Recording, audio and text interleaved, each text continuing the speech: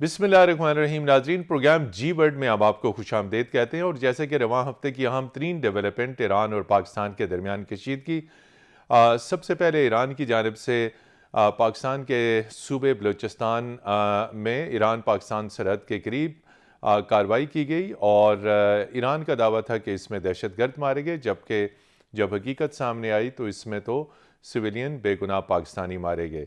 इसके जवाब में पाकिस्तान ने ऑपरेशन सरमचार शुरू किया और ईरान के इलाके सिस्तान में जवाबी कार्रवाई की गई, जिसमें पाकिस्तानी फ़ौज के शोबा ताल्लुकात आमा के मुताबिक 9 अहम तरीन दहशतगर्द मारे गए, जिनका ताल्लुक बलोच अलहदगी पसंद तंजीमों के साथ था।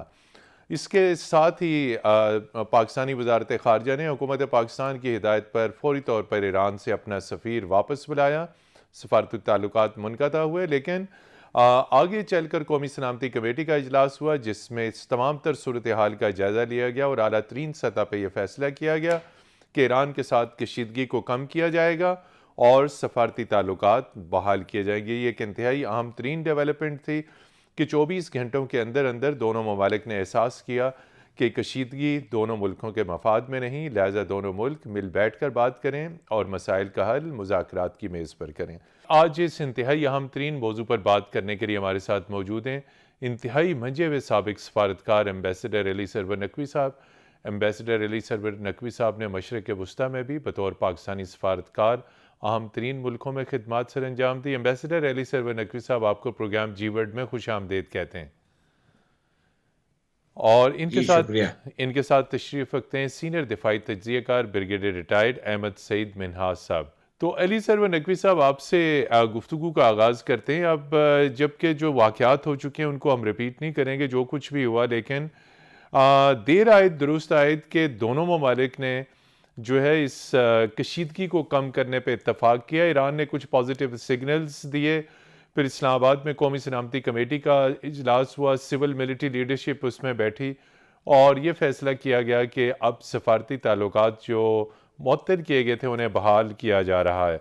तो किस तरह आप देखते हैं कि चूँकि दोनों ममालिक इंतहाई करीब हैं, बड़े अहम ताल्लुकात हैं, तो ये फौरी तौर पर हालात की जो नज़ाकत है उसका एहसास करते हुए ताल्लुकात की बहाली की तरफ ये कदम उठाया गया है? जी। या देखिए मतीन साहब, ये मैं जरा इसको सम अप भी कर दूं जी प्लीज़। कि जो ईरान की तरफ से जो पाकिस्तान पे मिसाइल और ड्रोन का अटैक हुआ था, जी।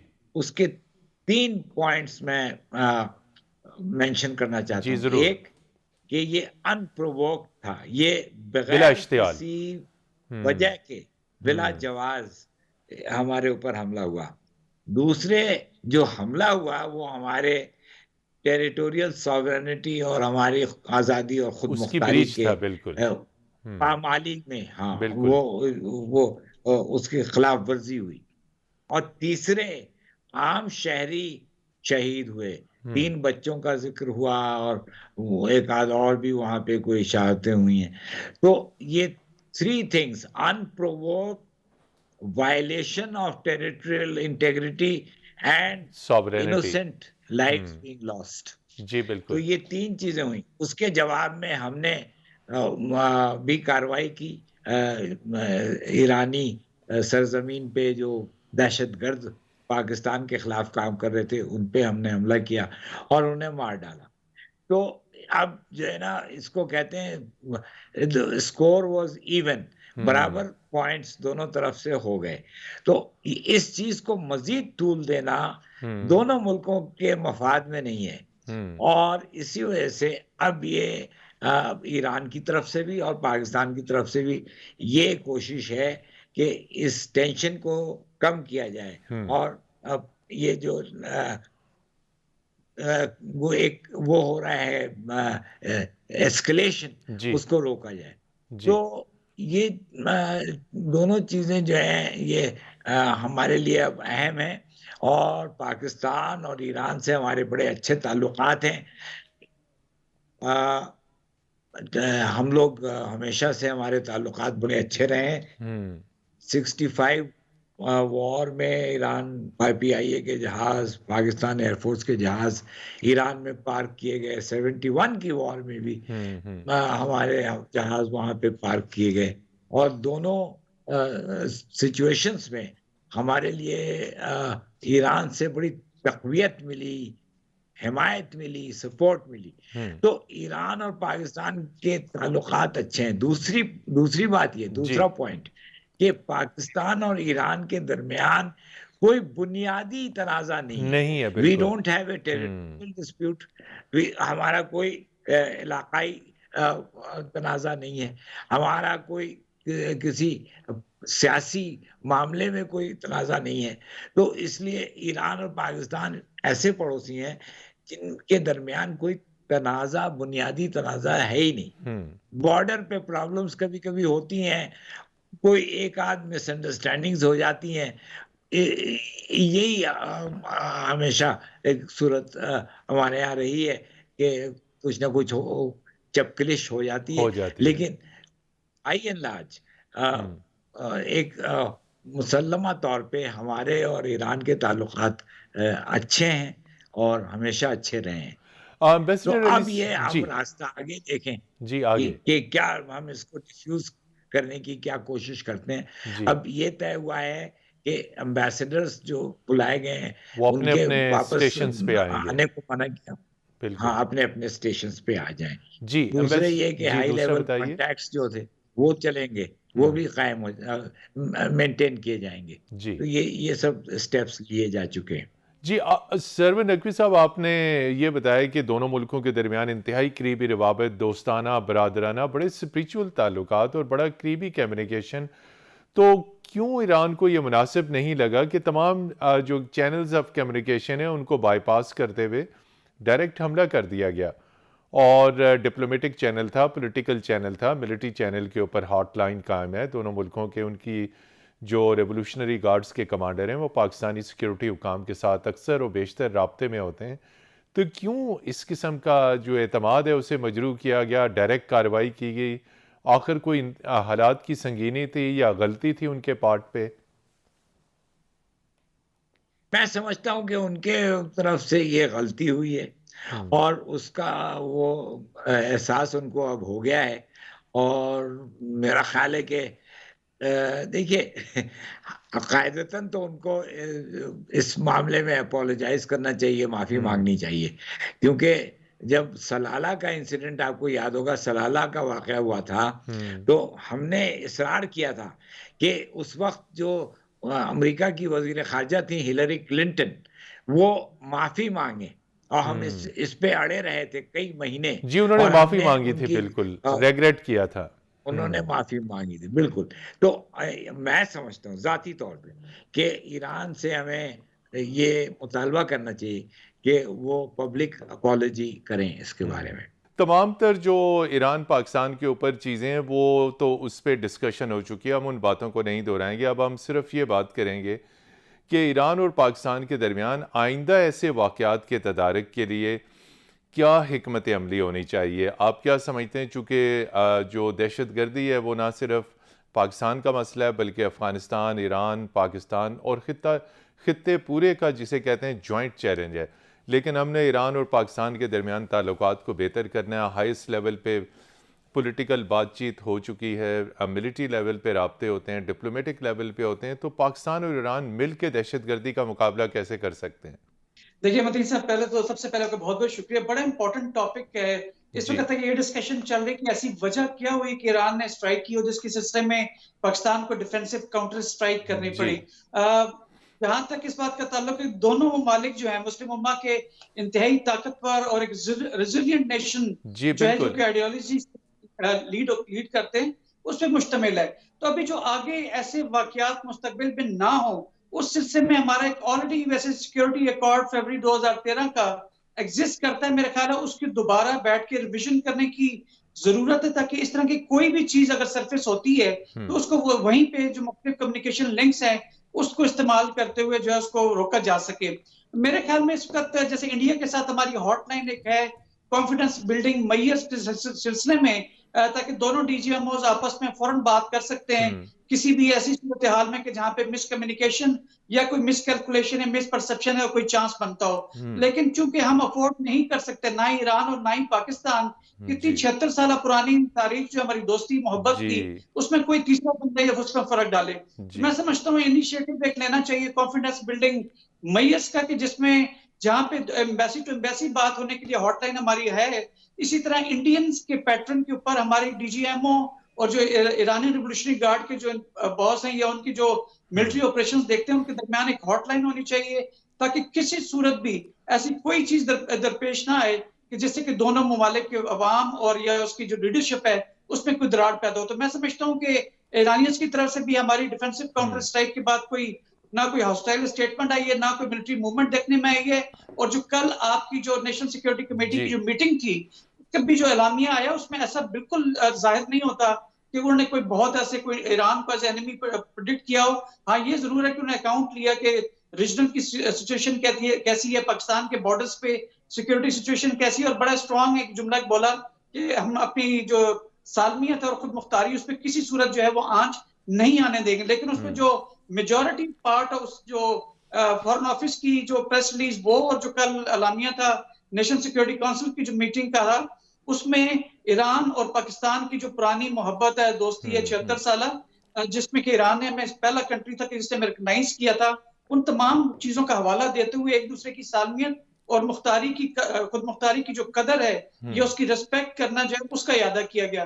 तो मैं समझता हूँ कि दोनों तरफ से एक रेस्ट्रेंट का और जी एक जो है मोहब्बत का और दोबारा से इनिशिएटिव लेने की बात की गई है।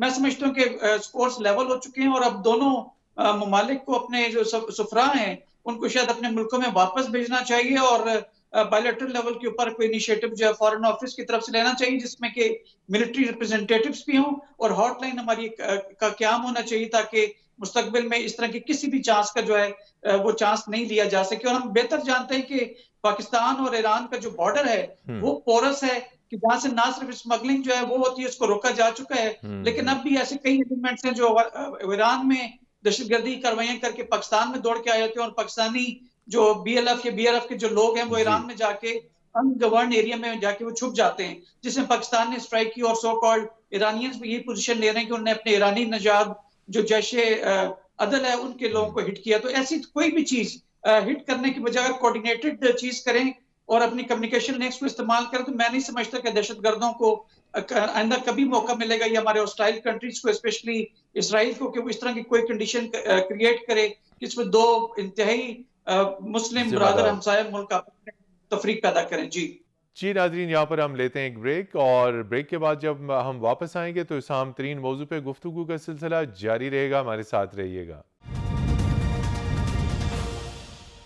जी नाजरीन, प्रोग्राम जी वर्ल्ड में एक मरतबा फिर खुश आमदीद, और हम बात कर रहे हैं पाकिस्तान और ईरान के दरमियान इस वक्त जो कशीदा सूरत हाल है उस पर, और उसका आगे वे फॉरवर्ड क्या है। एलिजाबेथ नकवी साहब, चूँकि आप सिक्योरिटी मामला, डिफेंस, अमूर खारजा, इस पर गहरी दस्तरस रखते हैं, ये अब दहशत गर्दी का मामला तो चलेगा, और पाकिस्तान ऑलरेडी अफ़गानिस्तान की जानब से टेररिज्म के चैलेंज का मुकाबला कर रहा है, और इस ईरानी कार्रवाई से महज 2 रोज़ कबल ईरानी खसूसी नुमाइंदे बराए अफ़गानिस्तान जो हैं वो इस्लामाबाद में मौजूद थे, कुमी काज़मी साहब, और मकसद ही यही था कि पाकिस्तानी नुमाइंदा खसूसी बराए अफ़गानिस्तान से बातचीत करें और दोनों मिल के एक हिकमत अमली बनाएं कि दहशत गर्दी का मुकाबला कैसे किया जा सकता है। तो आप क्या समझते हैं कि दोनों कंट्रीज़ अब ये वाली इस किस्म की चीज़ें तो रहेंगी, चूँकि टेररिस्ट ग्रुप्स ऑपरेट कर रहे हैं अफ़गानिस्तान, ईरान, पाकिस्तान के बॉर्डर्स के ऊपर, पोरस बॉर्डर्स हैं, वसी और अरीज़ वहाँ पे जगह है, ऐसी महफूज पनाहगाहें, तो कैसे पाकिस्तान और ईरान क्या हिकमत अमली बना सकते हैं कि आइंदा ऐसी शिकायत भी ना आए और इफ़ेक्टिव मौसर तरीके से दहशत गर्दी का मुकाबला करें उन दहशत गर्द तंजीमों से जिससे पूरे खित्ते को ख़तरा है। जी हाँ, देखिए ये बहुत अच्छा पॉइंट है आपका, और इस मद में काफी काम हुआ है। एक तो हमारा ईरान के साथ 2013 का एक मुआहदा है, जी बायलैटरल सिक्योरिटी अकॉर्ड, जी जिसमें हम हमने ये भी डाला हुआ है और ये एक उसकी शिक है कि दहशतगर्दी का हम मुश्तरका मुकाबला करेंगे, मिलकर हम इस पे एक्शन लेंगे और दोनों मुल्कों में जो दहशतगर्द गिरोह और तंजीमें मुकीम हैं और हम्म। वो पनाह लिए हुई हैं, उनको उनका काम रोका जाएगा, उनके लोगों को ख़त्म किया जाएगा या हम्म। उनको बंद किया जाएगा जेलों में या किसी तरह उनके खिलाफ कार्रवाई होगी। तो ये जी। एक्शन तो ये हमारे पास ये एक कानूनी मुआहदा कायम हमारे हम्म। पास मौजूद है। दूसरे शंघाई कोऑपरेशन ऑर्गेनाइजेशन के तहत हम्म। दहशतगर्दी एक सब्जेक्ट है, एक जी। मौजू है जिस पे मुश्तरका एक्शन सारे ममालिक को लेने देना पड़ता है, बिल्कुल। की कमिटमेंट हुई है। तो इन दोनों लीगल बेसिस के अलावा हमें आपस में भी इस वक्त भी मौजूदा सूरत हाल में भी गुफ्तगू करनी चाहिए कि हम मिलकर दहशतगर्दी को कंटेन करें, ख़त्म करें हम्म। और दोनों मुल्क में जो भी इस तरह के गिरोह और तंजीमें हम्म। बैठी हुई हैं, मौजूद हैं, उनको उनको ख़त्म उनकी कार्रवाई रोकी जाए। तो अली सेवन नकवी साहब, ये जो पाकिस्तान ने ईरान के अंदर कार्रवाई की उसके ऊपर ICPR का भी स्टेटमेंट आया, वजारत ख़ारजा का भी स्टेटमेंट आया, और इससे जो है वो जो इस ऑपरेशन को कोड नेम था मर्ग बर्ज सरमचार, यानी सरमचार कहते हैं सरमचार। दहशतगर्दों को, बिल्कुल। तो वहाँ जी। पे जो तफसीलात आई हैं वो तो ईरान ने भी तस्दीक की है कि कुछ गैर मुल्की मारे गए हैं, और पाकिस्तान के पास तो क्रेडिबल इंफॉर्मेशन थी कि ये जो बलोच दहशतगर्द तंजीमों के वहाँ पे महफूज ठिकाने कायम हैं। तो इस पे ये बताइए कि आया ईरान को पता था, नहीं पता था? तो अगर पता था तो फिर ये तो कार्रवाई यकीनी तौर पे ये इंटेलिजेंस शेयरिंग पाकिस्तान के साथ भी होनी चाहिए थी। तो ये आखिर बलोच तंजीमें, दहशतगर्द तंजीमें ईरान में ही वहाँ इनकी महफूज पनाहगाहें क्यों हैं?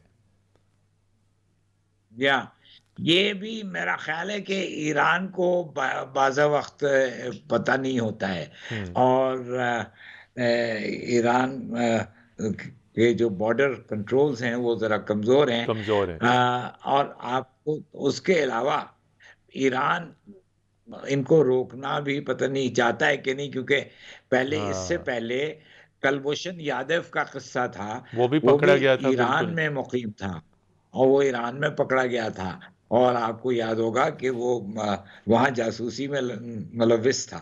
तो ये भी ईरान को चाहिए था कि हम्म। इसका इसका इल्म रखना चाहिए था और इसको रोकना चाहिए था। हम्म। तो ये इंसिडेंट्स ईरान में कई बार हुए हैं और हमें इस बात पे बड़ी तशवीश रहती है। हम्म। तो मैं समझता हूँ कि ईरान में या तो उनके यहाँ कंट्रोल कमज़ोर है हम्म। या बाज़ अंसर उनके यहाँ हिंदुस्तान के साथ ताल्लुकात अच्छा रखना हम्म। चाहते हैं और उनके तरफ से जो गड़बड़ हो रही होती है उसको रोकना नहीं चाहते हैं। अहमद सईद मिनाज साहब, ये तो सारी कार्रवाइयाँ हो चुकी है। यकीनी तौर पे पाकिस्तान ने भी जो जवाबी कार्रवाई की, ऑपरेशन सरमचार जो किया, उसके साथ दफ्तर खारजा ने भी और पाकिस्तानी ICPR ने भी कहा कि पाकिस्तान की सलामती, पाकिस्तान की खुद मुख्तारी को मद्देनज़र रखते हुए, और ये ऑपरेशन कतन ईरान के ख़िलाफ़ या ईरानी फोर्सेस के ख़िलाफ़ नहीं बल्कि दहशतगर्दों के ख़िलाफ़ था। तो इसमें अब जो एतमाद मजरू हुआ है दोनों मुल्कों में, आप क्या समझते हैं फौरी तौर पे क्या इक़दाम करने की ज़रूरत है ताकि एतमाद की बहाली जो है वो फौरी तौर पर हो सके? और सफ़रा का तो ऐलान कर दिया गया कि वो अपनी अपनी स्टेशंस पे पहुँचेंगे, ज़िम्मेदारियाँ संभालेंगे। तो फौरी तौर पे एतमाद की बहाली के लिए क्या इक़दाम ज़रूरी हैं? लेकिन बायलैटरल लेवल के ऊपर बैठना इंतहाई जरूरी है। इसके टेबल पर जब तक नहीं बैठेंगे कि रंजिशें शायद उतनी तेजी से खत्म ना हो। ईरान ने, सॉरी, टर्की ने, चाइना ने और रशिया ने सालिसी की भी पेशकश की है, लेकिन मेरे ख्याल में पाकिस्तान और ईरान के दरमियान इतने रवायती जो है वो दोस्ती के ताल्लुकात रहे कि शायद तीसरे फ्रीक की जरूरत ना पड़े। और बायलैटरल लेवल पे जो अरेंजमेंट होगी, कॉन्फिडेंस बिल्डिंग मेजर्स की जो मैं बात कर रहा हूँ, तो जब दोनों सफरा भी अब जैसे वापस जा रहे हैं, जैसे आपने कहा, तो मैं समझता हूँ कि फॉरेन इनिशिएटिव लेना चाहिए और पॉलिटिकल और मिलिट्री क़यादत को मिलकर बैठना चाहिए ताकि जो लोग स्पेशली जो इंडियन मीडिया देखे उसको, जिस तरह वो शादियाने उसने बजाए हैं, तो हमारे दुश्मन ममालिक को मिले। जब ईरान को इस वक्त दोस्तों की जरूरत है, ईरान जो कि पाकिस्तान जो है वो गजा के मासूम फलस्तीनी जिनके जेनोसाइड हो रहा है उसमें बड़ी स्ट्रॉन्ग पोजीशन रखते हैं, तो जो फलस्तीनी काज है वो डैमेज हुआ है। तो लिहाजा दोनों मुल्कों को बायलैटरल लेवल के ऊपर इमीडिएटली कॉन्फिडेंस बिल्डिंग मेजर्स और एक म्यूचुअल बेनिफिट वाली जो विन विन सिचुएशन है उस एजेंडे के साथ बैठना चाहिए, ताकि किसी सूरत भी ये मौका जो है दोबारा हमारे दुश्मन ममालिक को ना मिले कि वो दोनों मुल्कों के दरमियान किसी किस्म की गलतफहमी पैदा की जा सके। तो एक बायलैटरल लेवल की इमीडिएट मीटिंग इंतहाई जरूरी है इस वक्त। जी, उसके साथ आप ये समझते हैं कि दोनों ममालिक की जानिब से ईरान ने पहल की और यकीनी तौर पे पाकिस्तानी खुद मुख्तारी और पाकिस्तानी सलामती ब्रीच हुई और पाकिस्तान ने फिर अपने दफा में ये स्ट्राइक की, तो आप क्या समझते हैं? एक डिप्लोमेटिक चैनल था, पॉलिटिकल चैनल था, मिलिट्री चैनल की आप जिक्र कर चुके हैं, तो क्यों नहीं इन चैनल्स को यूज़ किया गया और फिर आखिर ये नौबत देखने में आई? देखिए, पाकिस्तान ने भी हमारे साथ अफगानिस्तान में जिस तरह लोग आते हैं यहाँ पे अटैक करके वापस चले जाते हैं, हमें अच्छी तरह मालूम है कि टीटीपी के एलिमेंट वहाँ पे छुपे हुए, लेकिन पाकिस्तान ने कभी अफगानिस्तान के ऊपर स्ट्राइक नहीं की है और अपनी उसकी खुद मुख्तारी का जो है उनका हमेशा रिस्पेक्ट किया और बायलैटरल लेवल के ऊपर बातचीत उनके बुरी गवर्नमेंट से की। इसी तरह ईरान के साथ भी बायलैटरल लेवल के ऊपर बातचीत जारी थी, लेकिन एक बिल्कुल एक अचंभे की बात है, समझ से बालत आ रहा है कि क्यों ईरानी रिवोल्यूशनरी गार्ड्स ने इस तरह जो है वो हरकत की और अटैक किया। ये बिल्कुल समझ से इसका बाला तर है, लेकिन अगर आपको इमीडिएट कोई इसका रीजन अगर दिमाग में आता हो तो वो मेरे एनालिसिस के मुताबिक वो चंद एक एजम्पशन बेस्ड है। नंबर 1 रीजन ये हो सकती है कि गजा में जैसे ईरानियन से जैसे अटैक किया था इजराइल ने, तो उन्होंने कहा था कि हम फिजिकली जाके गजा के फलस्तीनियों की मदद करेंगे, शायद वो नहीं कर पाए तो अपने आप को एक किस्म की, मैं समझता हूँ शायद हजीमत मिटाने के लिए वो इस तरह उसने हरकत की। 1 सेकेंडली जो ईरान के ऊपर जो एक हमला हुआ था अभी कुछ अर्सा पहले ये करमान के इलाके में 4 जनवरी को, कि जिसमें 85-86 ईरानियंस जो है मासूम वो शहीद हुए, तो खुद के हमले के अंदर तो उसको रंजो गम तो था। तो उससे 3 दिन पहले 15 जनवरी को जयशंकर साहब भी वहां पे मौजूद थे ईरान के अंदर, तो वो शायद ऐसी कोई मिस इन्फॉर्मेशन या मिस गाइडेंस या मिस इंटेलिजेंस को उनके साथ शेयर की गई हो कि उन्होंने इसलिए अटैक किया हो इराक पे, सीरिया के अंदर और पाकिस्तान पे। पाकिस्तान तो किसी सूरत बनता ही नहीं था इतने ताल्लुकात अच्छे होने के बावजूद। मुझे तो लगता है कोई ईरानियन रेवोल्यूशनरी गार्ड कोई इस किस्म का कमांडर, कोई लोकल कमांडर उठा और उसने कोई इस तरह करके कोई एक्शन ले लिया, लेकिन इस चीज को उजलत में, जल्दबाजी में, हाँ जल्दबाजी में और कम्युनिकेशन के तमाम जो ज़राए उनको बाईपास किया। बिल्कुल। यहाँ पर लेते हैं एक ब्रेक के बाद हम वापस आएंगे और इस अहम तरीन मौजू पे गुफ्तगू का सिलसिला जारी रहेगा, हमारे साथ रहिएगा।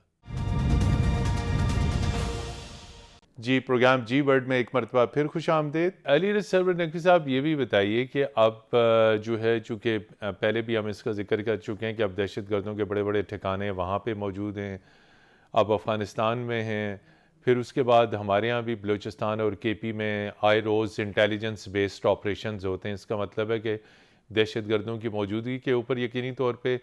तो अब SCO का आप जिक्र कर चुके हैं, उसके अलावा और भी प्लेटफॉर्म्स यहाँ मौजूद हैं, तो ये बढ़ती हुई दहशत गर्दी हमारे लिए कितना बड़ा चैलेंज है? पाकिस्तान के इलेक्शंस करीब आ रहे हैं, फिर यहाँ पे SIFC बन रही है, हमें फॉरेन इन्वेस्टमेंट लानी है, चाइनीज़ इन्वेस्टमेंट यहाँ पे हुई हुई है, तो हर एक चीज़ से इन दहशत गर्दों की बढ़ती हुई दहशत गर्दी से ख़तरात लाहक हैं और हमारी सिक्योरिटी फोर्सेस जो हैं वो TTP से फ़ाइट कर रही हैं। TTP के पास जदीद तरीन अमरीकी गोला बारूद और असला और गोला बारूद उनके पास है।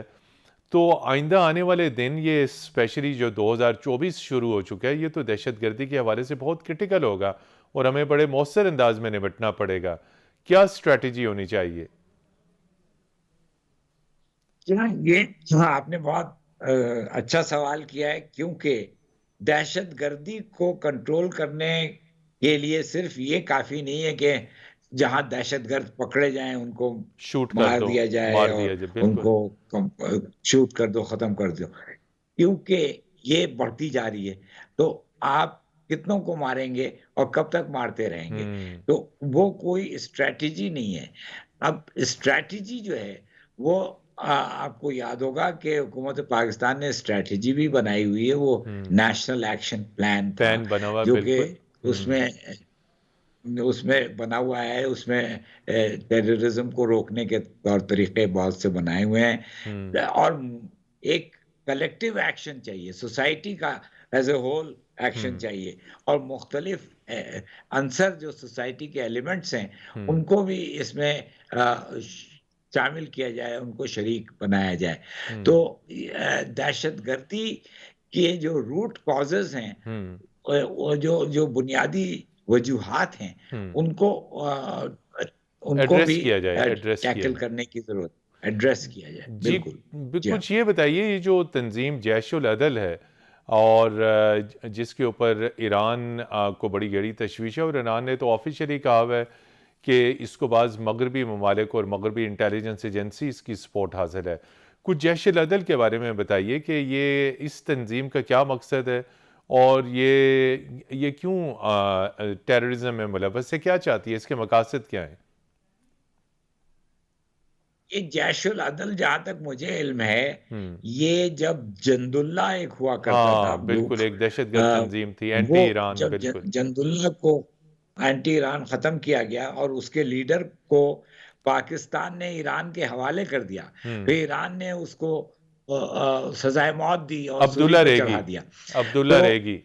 जी, रेकी हाँ। बिल्कुल, अब्दुल्ला रेकी।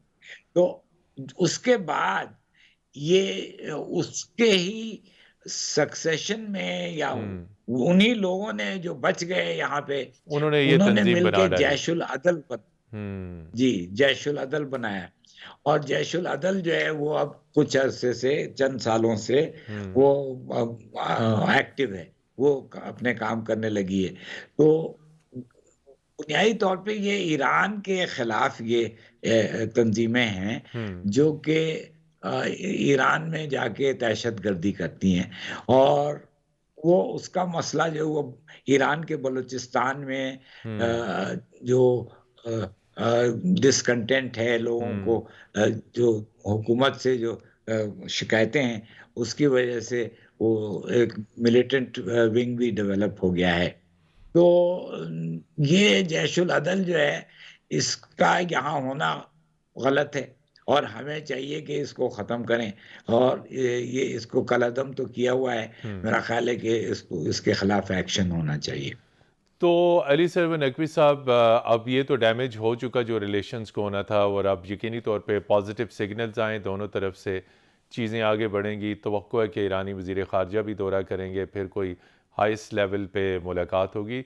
लेकिन आप ये बताएं कि अब आइंदा आने वाले दिनों में पाकिस्तान और ईरान अपने bilateral security cooperation, defence cooperation, intelligence cooperation, border management जो ख़ासी तशवीश का बायस है, चूँकि आपने भी जिक्र किया कि बड़ा लूज़ है, इसको रिव्यू करने की ज़रूरत है, आप समझते हैं? जी हाँ, मेरा ख्याल है कि इसके लिए एक हाई लेवल जॉइंट कमेटी होनी चाहिए हम्म पाकिस्तान की और ईरान की, हम्म कि अब जो प्रॉब्लम्स सामने आए हुए हैं और जिसकी वजह से ये इस वक्त ये कॉन्फ्लिक्ट सिचुएशन पैदा हुई है, हम्म तनाज़ा खड़ा हो गया है, उसको उसके वजूहात को कैसे ख़त्म किया जाए, और आगे हम अपने बाहमी ताल्लुकात को बेहतर करते जाएं। हम्म ये उसका मकसद होना चाहिए। आखिरी सिर्फ ये शॉर्ट क्वेश्चन है और आपसे मुख्तसर, कि अब वे फॉरवर्ड क्या है, आइंदा किस तरह पाकिस्तान और ईरान अपने ताल्लुकात को मज़ीद आगे ले जा सकते हैं? बहुत पोटेंशियल मौजूद है, ईरान एनर्जी रिच है, पाकिस्तान से बहुत ज़्यादा ट्रेड एक्सपोर्ट हो सकती है, चीज़ें एक्सपोर्ट हो रही हैं ऑलरेडी, और पाकिस्तान ईरान से भी इस्तेफादा कर सकता है एनर्जी के शोबे में। पॉलिटिकल टू पॉलिटिकल, फिर स्पिरिचुअल टाइज़ हैं, हिस्टोरिकल टाइज़ हैं, तो वे फॉरवर्ड आगे कैसे नज़र आता है? देखिए, पर्शियन एम्पायर का एक बहुत बड़ा स्टेटस था, और जब से रेवोल्यूशन आई थी उसके बाद से थोड़ा सा क्लर्जी ने वहां पे डोमिनेट किया था। ईरानी रेवोल्यूशनरी गार्ड्स जो उन्होंने इन्फ्लुएंस अपना ईरान के अंदर बढ़ाया था, लेकिन अनफॉर्चुनेटली ईरान के ऊपर लगने वाली सैंक्शंस की वजह से हाँ, इंडिया पाकिस्तान ईरान जो पाइपलाइन हमने गैस की बिछानी थी, वो वो तकमील तक सैंक्शंस नहीं की वजह से, पहुंची। चूंकि हम करते हैं तो हम वो नहीं कर सके थे, शायद हमें एनर्जी में करना चाहिए। ईरान की इसका जो इकोनॉमी है वो इनफॉर्मल इकोनॉमी, और हम जानते हैं कि 80% जो चीजें वेस्टर्न बलूचिस्तान पाकिस्तान में जो एग्जिस्ट करती हैं वो ईरानी नजाद होती हैं और स्मगलिंग के थ्रू आती थी, इनफॉर्मल इकोनॉमी। लेकिन पाकिस्तान में 31 अक्टूबर के बाद स्मगलिंग पे बहुत ज्यादा चेक डाला गया, तो मैं समझता हूँ कि इस पे भी शायद उनकी रंजिश हो सकती है। तो वो जो ट्रेड हुआ करती थी, जो इनफॉर्मल या स्मगलिंग के जरिए होती थी, तो उसको फौरन फॉर्मलाइज करना चाहिए। वन, सेकेंडली हमें यूएन लेवल के ऊपर और मुख्तलिफ जो इस तरह के जो लेवल हैं जहाँ पे कि मल्टीलैटरल जो फोरम्स हैं उसके ऊपर यूएस के साथ भी बैठ के बात करनी चाहिए। पाकिस्तान एनर्जी क्राइसिस का शिकार हो रहा है। हम बेहतर जानते हैं कि सर्दियों में जिस तरह से गैस की शॉर्टेज पाकिस्तान में हुई, तो पाकिस्तान अपने जो इंटरेस्ट के मुताबिक ईरान से जो है गैस खरीदे या पेट्रोल या जो भी दूसरे ऑयल वगैरह जो लेना है वो उनसे लेने के लिए कोई बायलैटरल लेवल के ऊपर या मल्टीलैटरल जो एक्टर्स हैं उनको इन्वॉल्व करके करना चाहिए। तो जब तक आप स्टेक्स नहीं बढ़ाएंगे, इकोनॉमिक स्टेक्स स्पेशली और सिक्योरिटी के, सेकेंडली जो कि पाकिस्तान ईरान बॉर्डर पे हमेशा दहशतगर्दों की सूरत में मौजूद रहे हैं, तो मैं समझता हूँ कि शायद ये हालात इस तरह के कुछ अरसे तक चले, कुछ मिसट्रस्ट चले, लेकिन इमीडिएटली इसको बैठ के हल करने की जरूरत है। इकोनॉमी को फॉर्मलाइज करने की जरूरत है। जी बहुत बहुत शुक्रिया ब्रिगेडियर अहमद सईद मिनाज साहब। बिल्कुल जिस तरह आपने हमारे पैनलिस्ट को सुना, एम्बेसडर अली सरवर नकवी साहब और उनके साथ थे ब्रिगेडियर रिटायर्ड अहमद सईद मिनाज साहब। इस्लामी दुनिया को इस वक्त जिस तरह के गुफ्तगू में कहा गया कि एक जॉइंट एक्शन प्लान की ज़रूरत है, ताकि ना सिर्फ टेररिज्म का इशू बल्कि इसी जॉइंट एक्शन प्लान के तहत पूरे मशरक़ वस्ती में अमन और सलामती को कैसे यकीनी बनाया जाए, और इसके साथ साथ गज़ा में फौरी तौर पर जो है वो इजरायली जहारियत को कैसे रोका जाए, कैसे अमन कायम किया जाए, और कैसे इस्लामी दुनिया में जो शोरश है, जो बढ़ती हुई दहशत गर्दी है, उसे कैसे कंट्रोल किया जाए। और उस हवाले से एक तजवीज़ ये भी आई है कि नेटो की तर्ज के ऊपर इस्लामी दुनिया में भी एक फ़ौजी इत्तेहाद कायम करना वक्त की आम तरीन ज़रूरत है, जिसका एक मिलिट्री पहलू हो, एक पॉलिटिकल पहलू हो और एक उसका डिप्लोमेटिक पहलू हो। प्रोग्राम जी वर्ल्ड की टीम को अगली इतवार तक के लिए इजाज़त दीजिए। खुदा हाफिज़।